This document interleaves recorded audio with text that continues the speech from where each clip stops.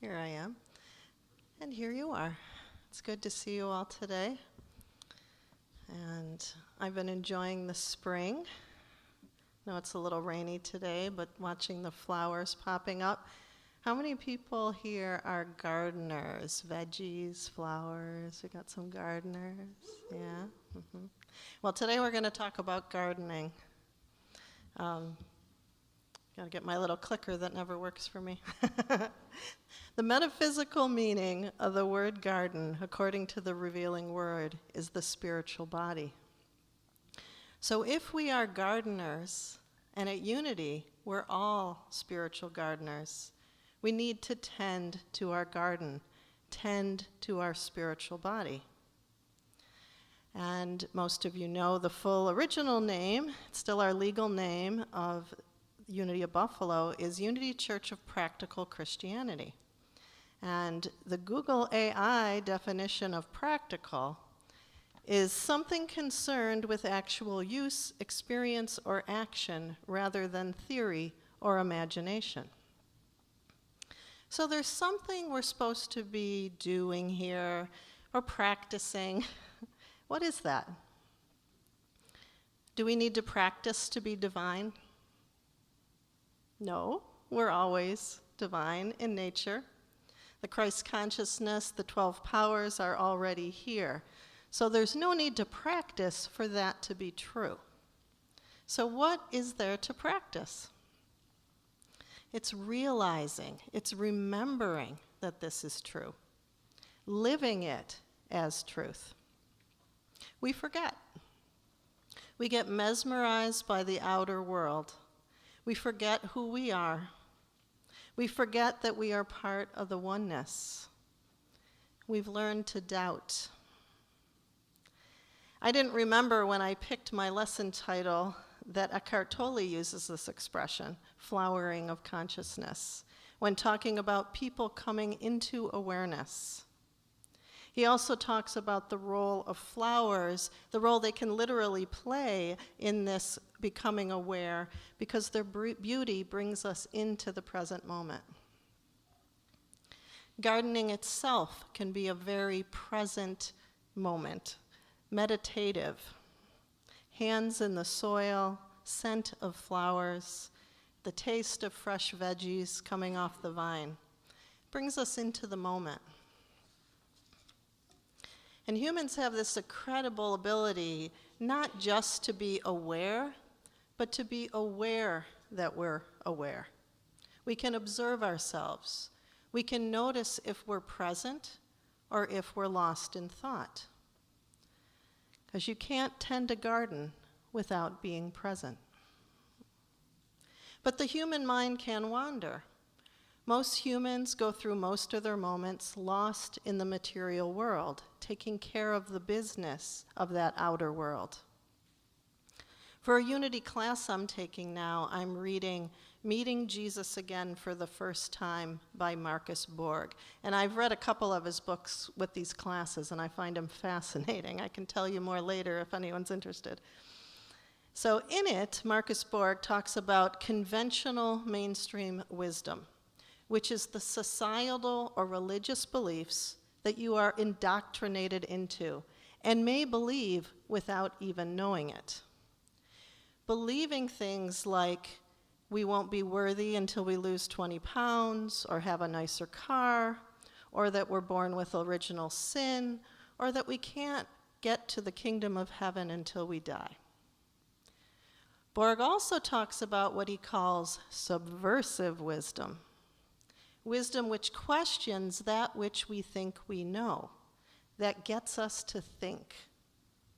He wrote that Jesus taught subversive wisdom, wisdom that challenged the enculturated beliefs of the time, and which continues to challenge the status quo today. I've already mentioned the unity belief that we are of divine nature. That's subversive wisdom. It's not what most of us were taught. It's not what our culture or the mainstream Christian religion of today teaches. Instead of seeing ourselves as a garden, a spiritual body, we might subconsciously think that we are worms in the dust, seen as lowly and unimportant. But this isn't fair to us or to worms. Because both ourselves and worms are expressing the divine in this world. Conventional wisdom tends to separate and devalue things into good and bad. So from that book, Marcus Borg says, the aphorisms and parables of Jesus function in a particular way. They are invitational forms of speech. Jesus used them to invite his hearers to see something they might not otherwise see. So the ways that Jesus spoke were meant to draw us in, to see things we normally don't see, to question perhaps what we think is true. One such aphorism from Matthew 6:28-29 is this: "Consider the lilies of the field, how they grow. They neither toil nor spin, yet I tell you, even Solomon in all his glory was not clothed like one of these." It's true. And it comes up against the idea that we have to try to be whole, try to succeed. And if we don't, we only need to try harder, because wholeness is something you have to work to achieve. This is something we get from our culture. But I'm always stunned by the beauty of a field of wildflowers. All those flowers just there being flowers, not trying to impress anyone. They're not trying to do anything, and yet they're stunning. Meanwhile, humans are trying. We buy clothes or a car, or we might try to get a position for status. And it's not like that the thing or the activity is harmful in itself, but it's when we subconsciously, or sometimes even consciously, believe that we are not whole without that thing or without that perceived status.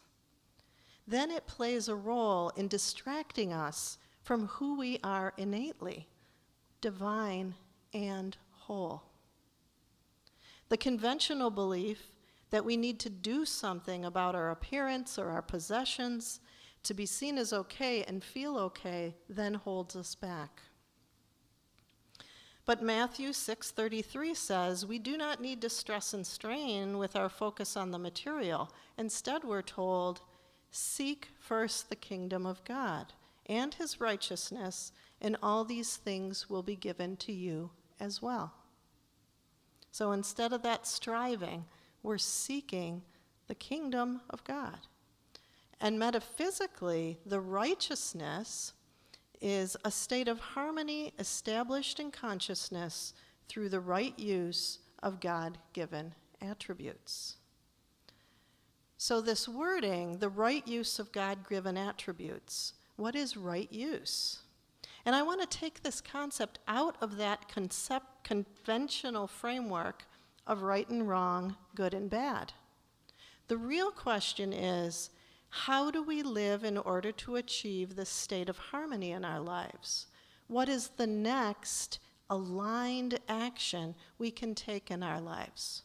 So it's not right and wrong, it's more, is it aligned for us in this moment? You may also recall the parable of Jesus about the mustard seed, Matthew 13:33-33. Oop, not there yet. The kingdom of heaven is like a mustard seed that someone took and sowed in his field. It is the smallest of all seeds, but when it has grown, it is the greatest of shrubs and becomes a tree, so that the birds of the air come and make nests in its branches. Again, Jesus is asking his listeners to think. Now, you may know from this story that a mustard seed is tiny and it grows large. But what I learned, thank you, Google, is that there were laws at that time against growing it. Farmers would never have planted it. It was considered a weed because it took over. As a listener in Jesus' time and place, you would know all this. So Jesus said to seek the kingdom of heaven first, and he said it was like this tiny mustard seed that metaphorically grows into this large bush and provides a home and shelter. In the material conventional world, the mustard seed wouldn't have been seen as of much value. It even had a risk. And yet, it also had a hardiness, a staying power, and the ability to spread and provide shelter. So in order to cultivate these things in our life, this staying power and this spreading of consciousness, this kingdom of heaven, we sometimes have to go against the rules of the day, value what we're told not to value. We have to tend the garden, tend to our spiritual body. I said earlier that we need to be present to tend to our spiritual body. What we aren't aware of, we can't tend. Ann Weiser Cornell, PhD, teaches a method called focusing. She says, focusing means listening to the wisdom of the body. She continues, people are increasingly realizing that we can consult our bodies about what is right for us to eat and how much exercise we need. Many people now understand that our bodies know what good health is, and that our bodies can show us how to find our way to optimum physical health if we so desire. But to see the scope of the body's wisdom as only physical is to take much too narrow a view. There is much more. Our bodies are wise in ways hardly ever acknowledged by our culture. Our bodies carry knowledge about how we are living our lives, what we need, what we value and believe, and what has hurt us emotionally and how to heal it. Our bodies know which people around us bring out the best in us and which people deplete and diminish us. Our bodies know the right next step to bring us more fulfilling and rewarding lives. What she is talking about is inner knowing, our wisdom. We all have had intuitions telling us things, and the more we open to it, the more that comes through. As divine beings, we have limitless access to divine wisdom. Listening in, there is so much we can know about what we need, how to care for ourselves, and ultimately how to give the world that which is uniquely ours to give. Let's go back to that image of gardening. In order to garden, we need to know the conditions we're working with. What plants will thrive in this climate? Do we plant early, as with sweet peas, or do we wait till the risk of frost is past? Do the plants like wet or well-drained soil? There are all sorts of specifics that are individual to a plant. Likewise, when we tend our inner garden, we need to assess what is there, and we need to sense into ourselves as individuals. We need to sense what is needed in this moment in time. In this culture, it can be subversive just to do this step, to practice self-knowledge, self-care, to cultivate ourselves. But at Unity, we teach, we have 12 powers: faith, love, wisdom, strength, understanding, imagination, order, will, zeal, release, life, power. And we teach that we are divine in nature, we are whole and free, that there's abundance available to us in the universe, that we can trust in our divine nature, trust in guidance, trust that we are held in the oneness. We teach these things, we say them, but we also know that we're human, because we have been enculturated to believe contrary things, and sometimes that can bring on a feeling of separation or limitation. So we need to assess the garden. Do we need a little water? literally or metaphorically, some sunshine to illuminate our true nature. There are times when a garden plant needs a trellis, needs some support, and maybe we do too. Do we practice assessing what we need and giving it to ourselves? Around here at Unity, Christy, the board, and myself are setting up some systems to support Unity, to streamline things. They won't replace the need for moment-to-moment discernment, but they can, like our spiritual practice, be what we utilize and fall back on as needed as we grow. A little support. They can be our trellis. No plant can grow outside the fitting conditions for the particular plant, and neither can we. We often make assumptions about what we need, but unless we tune in to the here and the now, we are just guessing. And quite likely, we are tipping into that conventional knowledge that we've taken in, that we've absorbed as belief. But our bodies, as Ann Weiser-Cornell said, are wise and they know. Time in the silence can illumine a lot.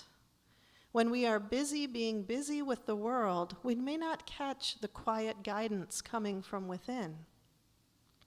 And honestly, there may be times when our human self doesn't want to listen. It's clinging to what it already thinks it knows. It doesn't want to upset the apple cart. Someday later, maybe I can write that book, or spend time with my kids, or get a dog. For now, I'm busy, busy, busy. But I have come to know something about plants. When a plant's blood buds, it's a little bit of a, Sally's going to sell she sells here in a minute. When a plant's buds wilt, it can be helpful to remove them. And this gives energy back to the plant, back to the buds that are still coming out. And I have a little story. One time I asked my son to pick some jalapenos from my garden to use for dinner. So these are jalapenos. You don't need too many, right? Well, he picked every last one that was out there. And I had to make quick use of them. But inside I was a bit upset. I had planned to leave them hanging on the vine until I needed them. But then something that seemed like magic happened. After he picked them, all of a sudden the whole plant went into bloom. And all these new little peppers formed and grew rather quickly, and I had an enormous crop of jalapenos that I could freeze and make pickled jalapenos. So I thought I knew what was best. Leave them on there, then when I need them, they're fresh. Taking them off, the plant said, oh, it's time for me to grow. And it did. So when we hold on to that which used to serve us out of fear of lack, we don't have the space for the new crop to come forth. This year, I plan to even hack down my lilac bushes. They've become straggly and they don't produce flowers like they used to. And I've read that cutting them down like that actually makes them then grow up orderly, stronger, bearing more flowers. Who knew? So likewise, we need to see what is overripe in our lives, what's just hanging around, what needs to be trimmed in order to make room for the new. Gardeners sometimes do a lot of work, but it's important that they're constantly monitoring what the garden needs. Sometimes they need to set back and let it be, and let Spirit finish the work. And so do we. Myrtle Fillmore, co-founder of Unity, has a quote on children that I think applies to our inner children, our inner garden as well. She said, "Our mission is not to entertain the children, but to call them out. To be always entertained is to be dwarfed and dependent. To be called out is to follow the harmonious law of the soul's enfoldment. Who meddles with the rosebud? What fingers are deft enough to pry open that marvel of folded beauty? We are wise enough to leave it alone, to follow the glad law of its own unfolding. But our children, have we dealt as wisely with these buds of marvelous possibilities? Have we always remembered that they too must quicken and unfold through the innate law of their own genius? I think this equally applies to each of us. And when we sit with ourselves, part of the inner wisdom is to discern the path, to find the door. What is this unfolding of ourselves? And this inner guidance is available to us in every moment. We want to be vigilant to notice if we start to try to pry open that rosebud, so to speak. We know that's not going to work. As I said, a gardener certainly needs to work hard, but they also need to discern when their work ends and to let things manifest in their own timing. Trust, understanding, kindness, sensitivity, they're needed when you care for a plant, and so too with us. It can be easy to want to be done developing already. Let's get on with it. I learned that. Come on. But this is where spiritual bypassing can come in, using spiritual maxims to push away or try to hurdle over the steps we need to take to ripen into the full expression of our divine nature in the right and perfect time. And conversely, though, we can get lost in doubt, anxiety, or fear. Sometimes we fear failing, and sometimes we fear being as powerful as we really are. So we can stay in a holding pattern, like a field that becomes depleted when the same crop is grown over and over, without the opportunity for true growth and renewal. So listening in is the key. No one else can tell you who you are meant to be in this moment or the next. Society has already fed you a line on that, but deep inside you know. Are you a rose with soft, velvety petals, elegant beauty, and sharp boundaries? Or a wild daisy offering the world sunshine, wild and free? A water lily, calm, serene, reflecting peace? Myself, I learn a lot from the dandelion. Got a soft spot. For another Unity class I'm taking, I was asked to write a psalm to something that brings me joy, and I chose the dandelion. So here's my dandelion psalm. Oops, hard to read up there. I'm going to read it. My dear dandelion, gift of creation, I see you. Your face, sunshine, and blue skies and rain, standing tall in who you are, whether called flower or weed, offering your whole self to the world, edible root, leaf, and blossom. With bunnies and bees, I sing your praise.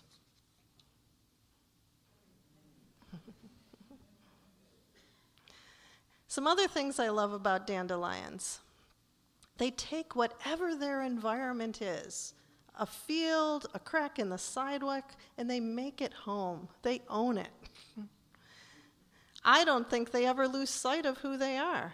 It doesn't matter if you call them a weed or a flower. They just stay there being their sunny selves. They're offering food to everybody. You can eat every part of a dandelion plant. And they show us what resilience looks like. They just keep coming back, and they'll find any little piece of soil, and they'll be like, ah. So they seem to know that they belong to the oneness. They belong just by being themselves. Brené Brown says this about belonging. True belonging is the spiritual practice of believing in and belonging to yourself so deeply that you can share your most authentic self with the world and find sacredness in both being a part of something and standing alone in the wilderness. True belonging doesn't require you to change who you are. It requires you to be who you are. So this is our call for today. Whether you are more of a rose or a wild daisy or a hosta, a zinnia, to cultivate the knowing of your divine nature and let the light of the divine shine through you. The world needs your unique bloom. Together, we are quite a beautiful garden.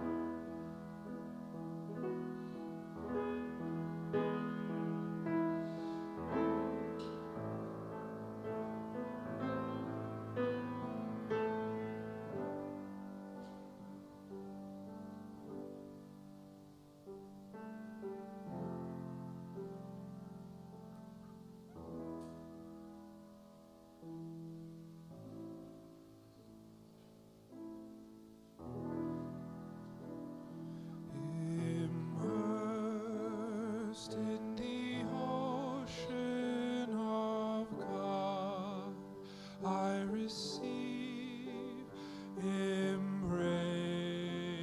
by the ocean, I'm perfect and free, at one with the ocean of love. I am whole, and the ocean is one with me. Immersed in the ocean of God, I receive, embraced by the ocean, I'm perfect and free, at one with the ocean of love. I am whole, and the ocean is one with me. Immersed in the ocean of God, I receive, embraced by the ocean, I'm perfect and free, at one with the ocean of love. I am whole, and the ocean is one with me.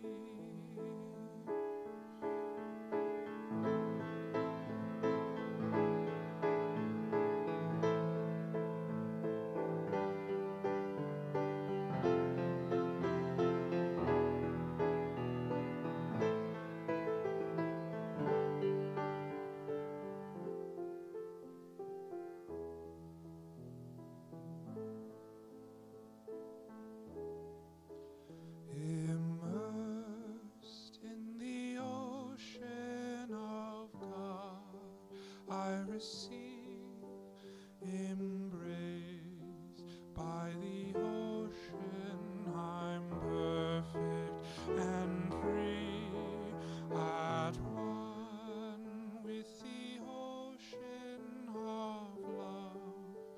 I am whole, and the ocean is one with me.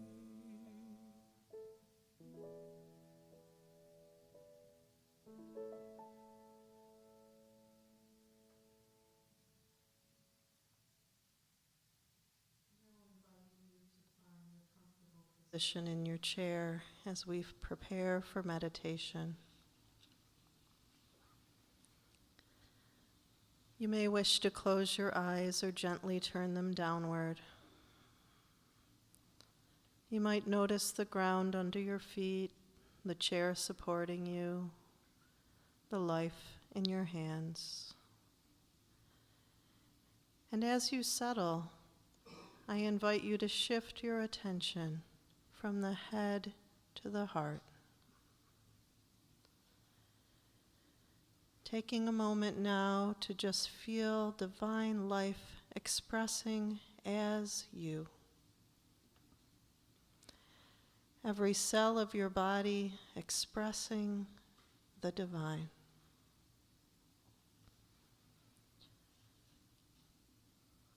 Now taking a moment to bring to mind your favorite flower and offer some silent appreciation for what you love about this flower.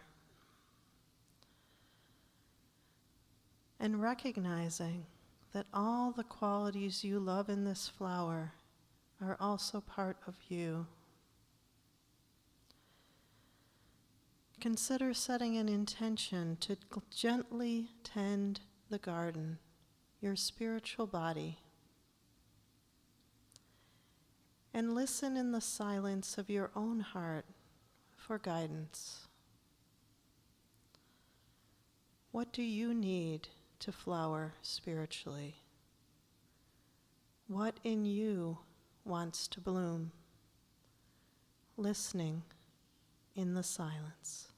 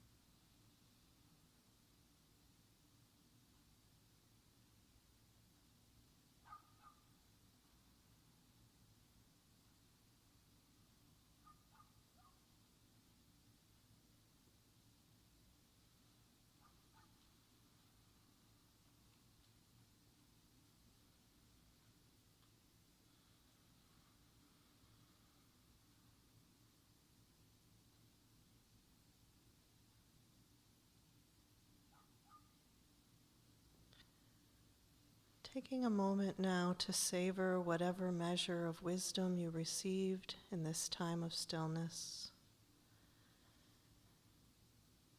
Perhaps reminding yourself of any intention you made for self-care and cultivation.